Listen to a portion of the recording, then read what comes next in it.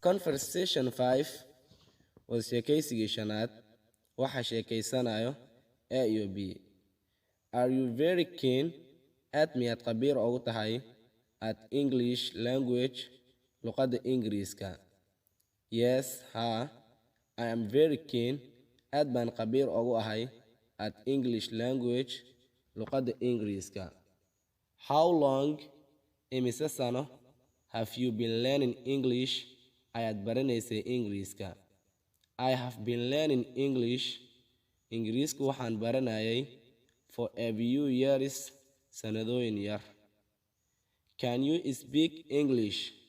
Ma ku hadli kartaa Ingiriiska fluently si isdaba joog ah?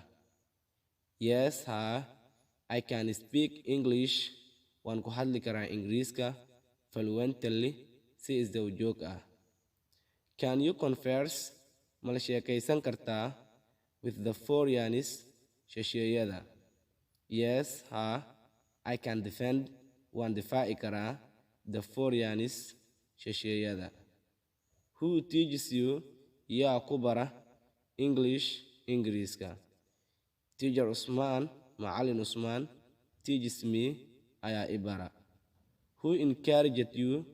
Yaa kugu dhiirigeliyey to study something, inaad wax barato?